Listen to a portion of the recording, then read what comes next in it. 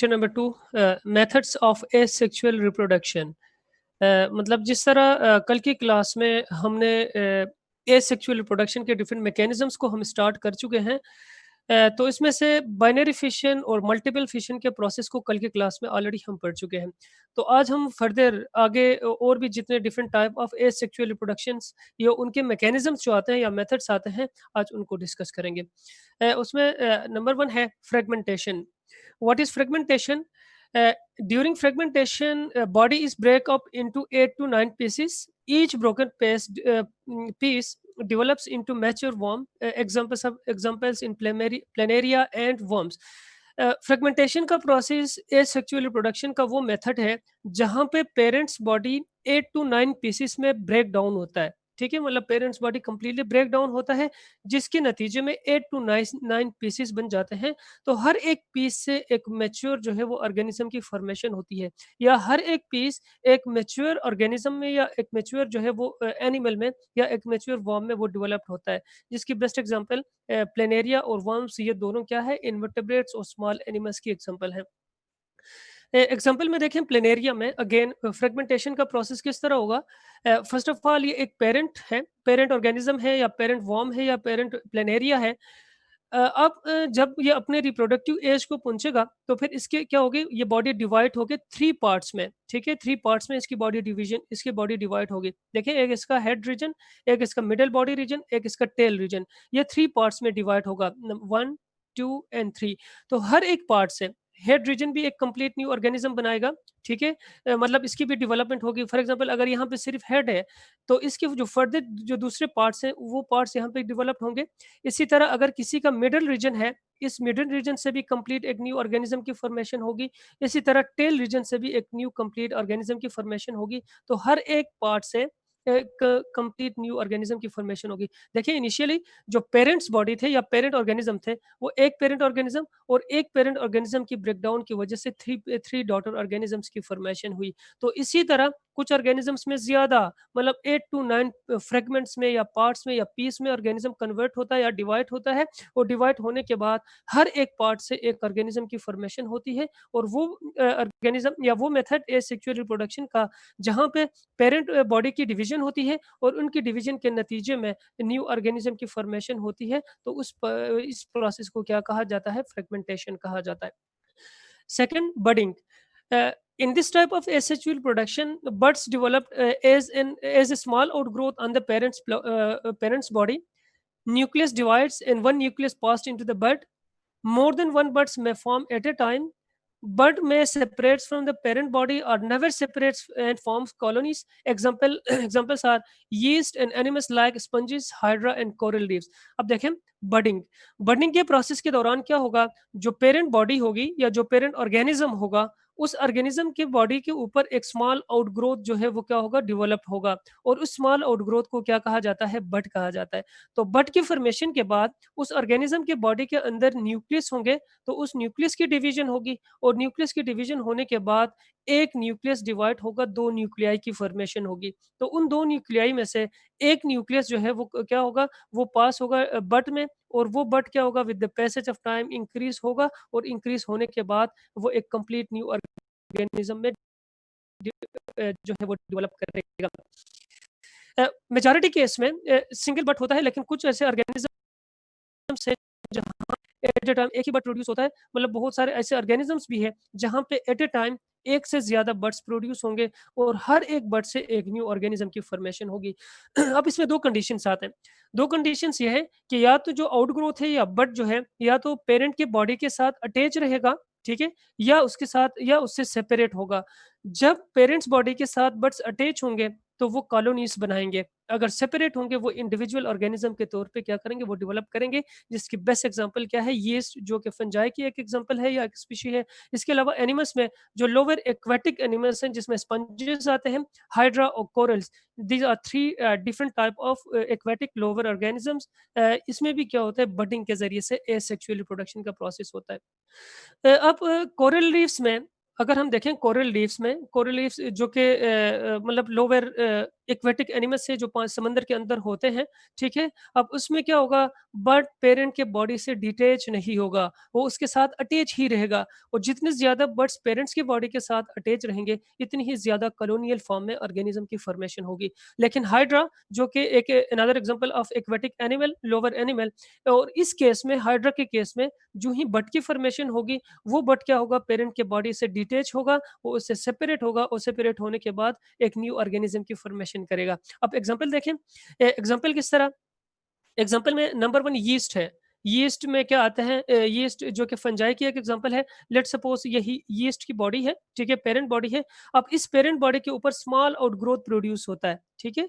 मतलब जब ये अपने रिप्रोडक्टिव एज तक पहुंचते हैं, तो उस रिप्रोडक्टिव एज में पहुंचने के बाद पेरेंट्स बॉडी के ऊपर एक स्मॉल आउटग्रोथ प्रोड्यूस होता है और इस स्मॉल आउटग्रोथ को क्या कहा जाता है, बड कहा जाता है।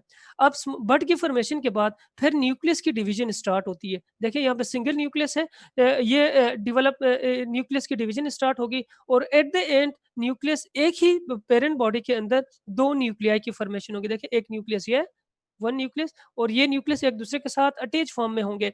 लेकिन जब बड का साइज़ इंक्रीज़ होगा with the passage of time, तो पेरेंट से एक न्यूक्लियस मूव करके क्या होगा, उस बड में चला जाएगा और वो बड एक कंप्लीटली न्यू ऑर्गेनिज़्म के तौर पे क्या करेगा, सर्वाइव करेगा या डेवलप। देखिए एक पेरेंट, इससे 2 डॉटर ऑर्गेनिज्म की फॉर्मेशन हुई। फिर फर्दर इनसे इनसे बड्स बनेंगे, तो फिर इससे भी फर्दर आगे ऑर्गेनिज्म की फॉर्मेशन होगी, फिर उनसे आगे फर्दर ऑर्गेनिज्म की फॉर्मेशन होगी। तो इस तरह होके इनकी जो रिप्रोडक्शन का जो प्रोसेस है, वो कंटिन्यू रहता है। सेकंड देखें, हाइड्रा।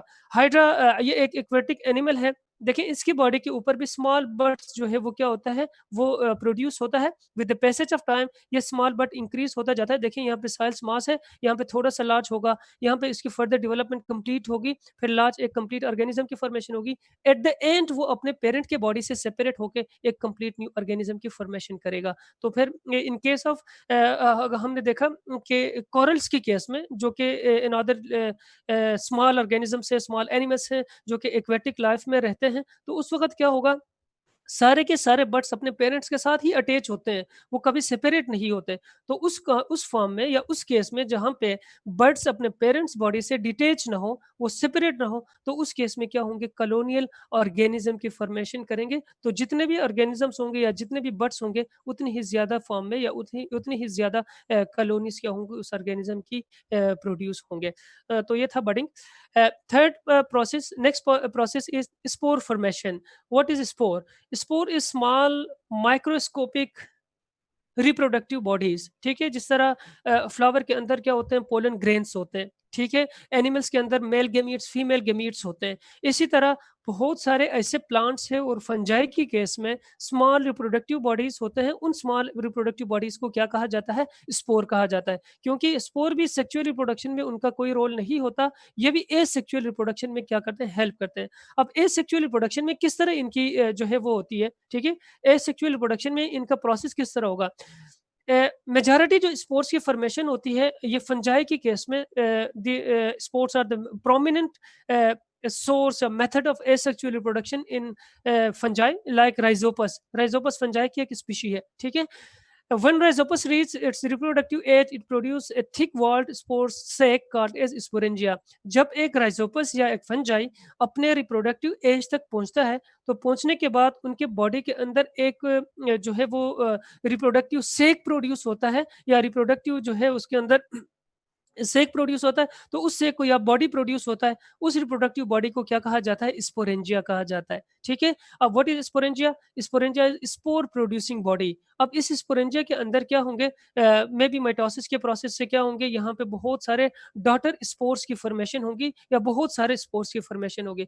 तो जब अनफेवरेबल कंडीशंस के दौरान, अनफेवरेबल कंडीशंस का मैंने कल भी आपको बताया था कि जब भी इन्वायरमेंटल कोई चेंजेस आते हैं या कोई भी अनफेवरेबल कंडीशंस आते हैं, तो उन अनफेवरेबल कंडीशंस के दौरान स्पोर्स के सराउंडिंग में क्या होंगे, एक थिक स्ट्रक्चर आता है। उस स्ट्रक्चर को क्या कहा जाता है, सिस्ट कहा जाता है। तो जब तक अनफेवरेबल कंडीशंस उन ऑर्गेनिज्म के लिए मतलब वो हैं, तो उन अनफेवरेबल कंडीशंस के दौरान ये स्पोर्स अपने आप को उन कंडीशन से सिस्ट के जरिए से प्रोटेक्ट करेंगे।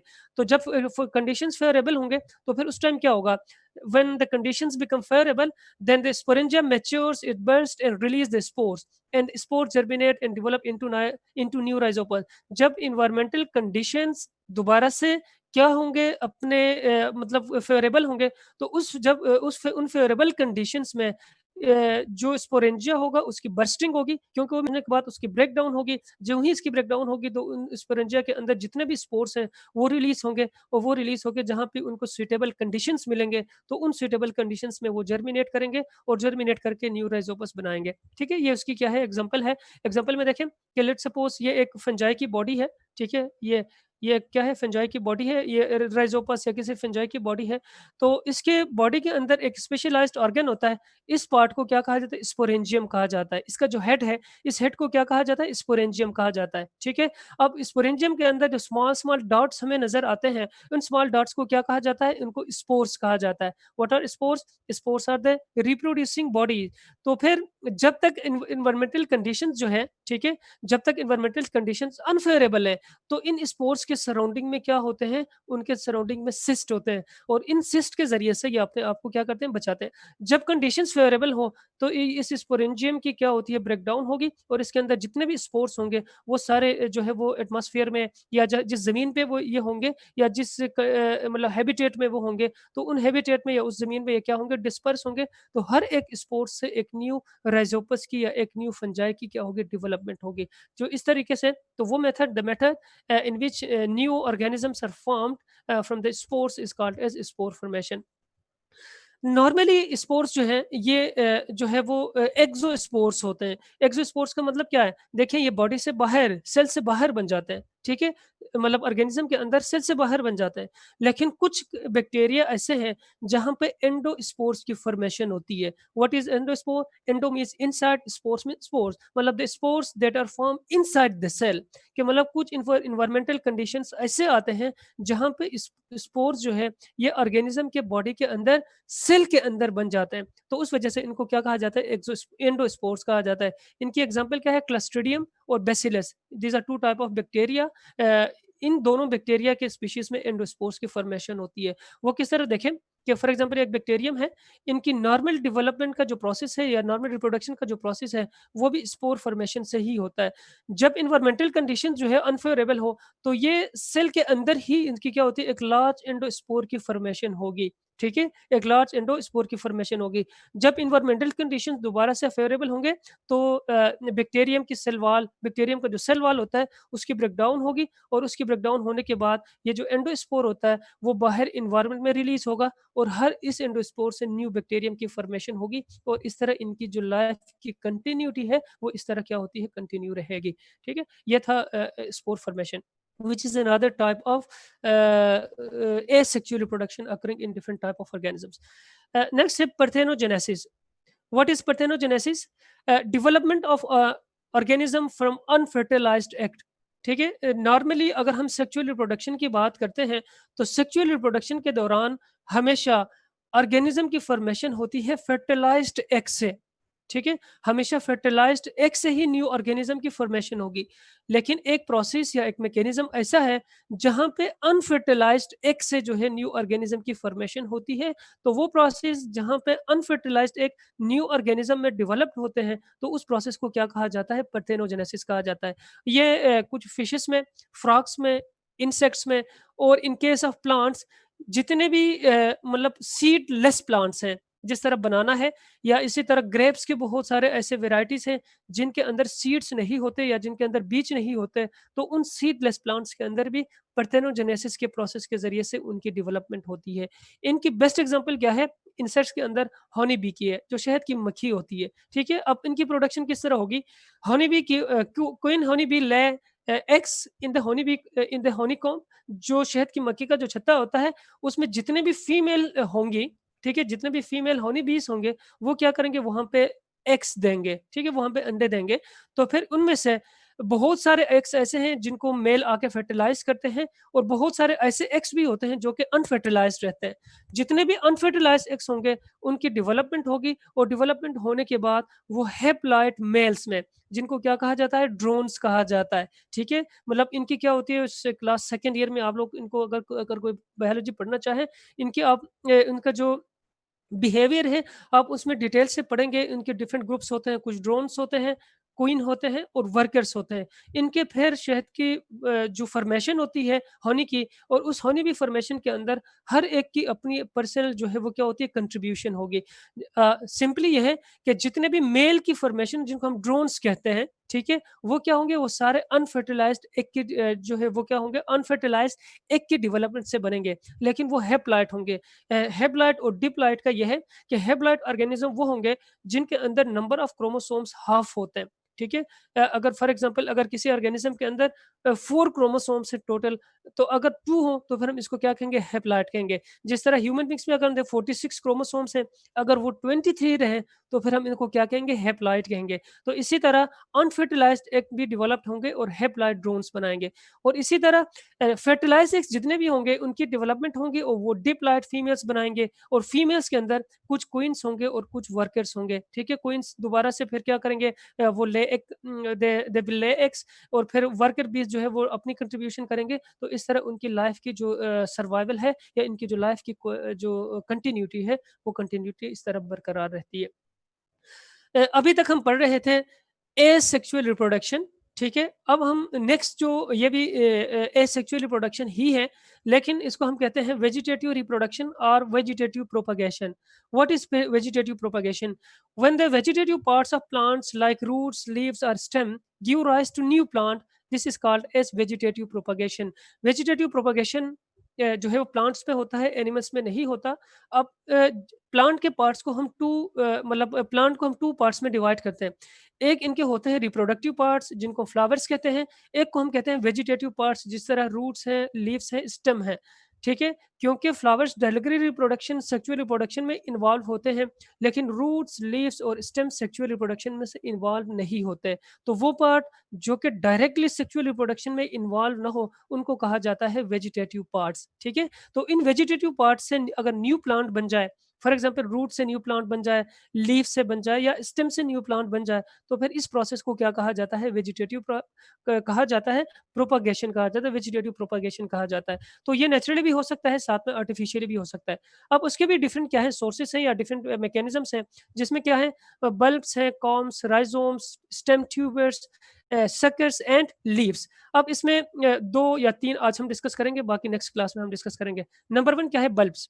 What are bulbs? Bulbs are short underground stem. हाँ, अंडरग्राउंड स्टेम। जब भी हम प्लांट के अंडरग्राउंड पार्ट की बात करते हैं, तो डायरेक्टली हमारे माइंड में क्या चीज़ आता है? हमारे माइंड में आता है कि वो अंडरग्राउंड पार्ट क्या होगा, रूट्स होंगे। लेकिन कुछ प्लांट्स ऐसे हैं जहाँ पे अंडरग्राउंड स्टेम पाए जाते हैं, ठीक है? जिस तरह अनियन की एग्ज़ाम्पल ले लें, जो प्याज़, ये वो क्या होता है, वो अंडरग्राउंड होता है, लेकिन हम उसको रूट्स नहीं कह सकते। वो क्या है, वो स्टेम की मॉडिफिकेशन है। तो शॉर्ट अंडरग्राउंड स्टेम वो क्या है, उसको क्या कहा जाता है, बल्ब कहा जाता है। अब इन बल्ब्स के अंदर they contain thick fleshy leaves having stored food. जिस तरह हम प्याज अगर हम काटते हैं, तो उसपे हमें जो है सॉफ्ट सॉफ्ट उसके जो लीव्स हमें नजर आते, जो हमें मतलब होते हैं, जो दिखाई देते हैं, नजर आते हैं, तो उन लीव्स को क्या कहा जाता है, फ्लैशी लीव्स कहा जाता है। तो इन फ्लैशी लीव्स का फंक्शन क्या होगा कि ये उस प्लांट के अंदर फूड को स्टोर करने के लिए रिस्पॉन्सिबल होंगे। जिस तरह देखें, जब भी हम प्याज खाते हैं, कुछ मीठे होते हैं। अब क्यों होता है? क्योंकि इन फ्लैशी लीव्स के अंदर कार्बोहाइड्रेट की मैक्सिमम अमाउंट जो है, या मैक्सिमम क्वांटिटी वहाँ पे स्टोर होता है। Adventitious roots emerge from the base of the bulb. देखें, इस बल्ब के बिल्कुल बेस से, इस पार्ट से जो इसका बिल्कुल टर्मिनल जो पार्ट होता है या बेस होता है, यहाँ से एडवेंटिशियस रूट्स अराइज होंगे। So what is adventitious root? Roots को भी 2 टाइप्स होते हैं। एक को हम कहते हैं टेप रूट, दूसरे को हम क्या कहते हैं, एडवेंटिशियस रूट। अब जितने भी नॉर्मली प्लांट्स के अंदर रूट्स हमेशा रेडिकल से अराइज होते हैं, ठीक है? वो रूट्स जो कि डायरेक्टली रेडिकल से अराइज हो, उनको हम टेप रूट कहेंगे। रेडिकल के अलावा जिस पार्ट से भी हो, चाहे वो रूट से अराइज हो, चाहे एक रूट से दूसरा रूट निकले, या इसी तरह एक रूट से स्टेम से रूट्स निकले, या ब्रांचेस से रूट निकले। कुछ प्लांट्स ऐसे हैं जिनके लीफ से भी रूट्स निकले होते हैं। तो वो रूट्स जो कि अदर देन रेडिकल जिस पार्ट से भी निकल जाएं, उनको क्या कहा जाता है, एडवेंटिशियस रूट्स कहा जाता है। तो इन बल्ब्स के भी बेस से एडवेंटिशियस रूट्स क्या होंगे, वो एराइज होंगे, जो कि इस प्लांट के लिए वाटर को और मिनरल को एब्जॉर्ब करने के लिए वो यूज होंगे। इसी तरह shoots are absorb from the top of the buds. तो ये जो टॉप है, ये जो रीजन है, इस रीजन से क्या होंगे शूट्स। शूट्स क्या है? जो मतलब ग्राउंड से बाहर एरियल जो पार्ट्स होते हैं, चाहे वो लीफ है, इस स्टेम के पार्ट्स हैं, लीफ है, ब्रांचेस है, जो भी है, उनको हम क्या कहेंगे? शूट्स कहेंगे, ठीक है? तो इसमें भी क्या होगा? वेजिटेटिव प्रोपेगेशन हम इसलिए कहते हैं क्योंकि इनकी की फॉर्मेशन होती है या न्यू प्लांट की डेवलपमेंट होती है, तो इस वजह से बल्ब को भी हम जो है वो उसके अंदर इंक्लूड कर लेते हैं, ठीक है? सॉरी, वेजिटेटिव प्रोपेगेशन के अंदर इंक्लूड कर लेते हैं, जिसकी best example tulips, onions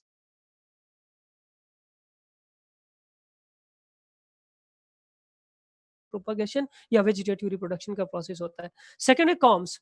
what is com?